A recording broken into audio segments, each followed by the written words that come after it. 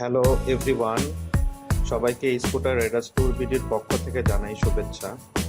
বরাবরের মতো আমাদের আরও একটি অফিসিয়াল ট্যুর নিয়ে আজকে আমি আপনাদের সামনে হাজির হলাম। আমাদের শেষের যেই অফিসিয়াল ট্যুর ছিল সেটা হচ্ছে চর কিশোরগঞ্জ। এই চর কিশোরগঞ্জ ছিল ডে লং ট্যুর। এরপরেই আমরা এটা আর একটা ট্যুর যেটা দিচ্ছি সেটা হচ্ছে ডে লং ট্যুরের থেকে বের হয়ে আমরা নাইট স্টে ট্যুর করার সিদ্ধান্ত নেই। সেখান থেকে এই ট্যুরটা সিলেকশন করা হয়। তো আমাদের আজকের গন্তব্য হচ্ছে অষ্টগ্রাম। এটার রুট প্ল্যানিংটা এমন ছিল যে ঢাকা, কিশোরগঞ্জ, মিঠামইন হয়ে অষ্টগ্রাম। এটা হচ্ছে 2 দিন এবং 1 রাতের ট্যুর। এই ট্যুরে আমাদের যে মেম্বাররা আমাদের সাথে জয়েন করেন তাদের ভেতরে টোটাল 19টা স্কুটার এবং বাইক নিয়ে আমরা এই ভ্রমণটা শুরু করব, যার ভেতরে 4টা বাইক ছিল। তো আমরা বরাবরের মতন এবারও সংসদ ভবনের থেকে আমাদের যাত্রা শুরু করব এবং সংসদ ভবন থেকে প্রথমে আমরা আমাদের সকালে নাস্তার জন্য ব্রেক দিব হচ্ছে রাজেন্দ্রপুর ক্যান্টনমেন্টের ওখানে, এবং আমাদের যাত্রাটা শুরু হবে হচ্ছে 6টা থেকে, ভোর 6টা থেকে সংসদ ভবন থেকে আমরা রওনা দেব। বাট আমাদের যে সময়টা ছিল সেখান থেকে আমাদের 30টা মিনিট ডিলে হয় কিছু টেকনিক্যাল এররের কারণে, যাত্রা দিতে দেরি হয়। তারপর আমরা যাত্রাটা শুরু করি। তো যখন আমরা যাত্রাটা শুরু করি সেই ওয়েদারটা অনেক ভালো ছিল ওই টাইমে।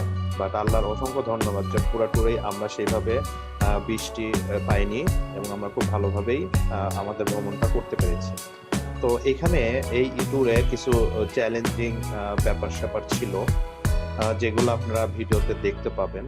তো আমি যারা পরবর্তীতে অষ্টগ্রামে এই ধরনের সিজনে ভ্রমণ করতে চাচ্ছেন তাদের জন্য কিছু টিপস আপনারা এখান থেকে পেয়ে যাবেন, যাতে আপনাদের ভ্রমণটা নিরাপদ হয়। তো আমাদের যিনি গাইডলাইনে ছিলেন উনি আমাদেরকে বেশ কিছু গাইড দেওয়ার কারণে আমরা সেই জায়গাগুলোতে খুব ভালোভাবে পার করতে পেরেছি।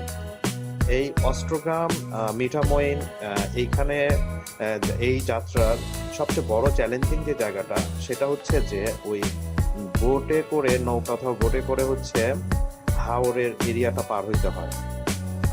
এইটা হচ্ছে খুবই চ্যালেঞ্জিং একটা জায়গা ছিল, যে ভিডিওটা আমরা আপনাদেরকে দেখাবো যে ওইখানে আমরা কিভাবে বোর্ডে বাইকগুলো উঠাইছি, কিভাবে নামাইছি। তো বাইকগুলো উঠানো নামানোর ব্যাপারটা ডিপেন্ডই করছে আসলে যদি বোর্ডটা অনেক বড় হয় সেই ক্ষেত্রে, এবং যদি ভালো একটা জায়গায় রাখে তাহলে এটাকে উঠাইতে নামাইতে কোনো কষ্ট হয় না। যেমন আমরা যখন যাওয়ার সময় যে কষ্টটা করছিলাম, আসার সময় আমরা সেই কষ্টটা কিছুটাই পাইনি এবং রিস্ক ফ্রি ভাবে উঠাইতে পারছি। তো এইভাবে আমরা আমাদের যাত্রাটা শেষ করি।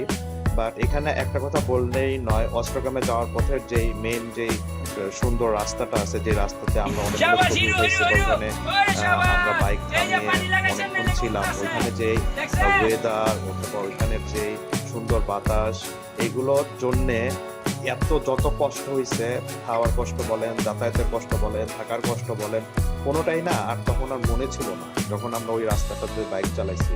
এবং আমার মনে হয় যে এখানে একবার হলেও যাওয়া দরকার, যে বাংলাদেশের কক্সবাজারে আমরা যাই, সেন্ট মার্টিনে যাই। কক্সবাজার, সেন্ট মার্টিন বা এই ধরনের যে জায়গাগুলো আছে, এই জায়গাগুলো না এখানে যাওয়ার পরে মনে হবে কি এগুলো আসলে কিছুই না ওইখানে পা দেওয়ার সাথে সাথেই।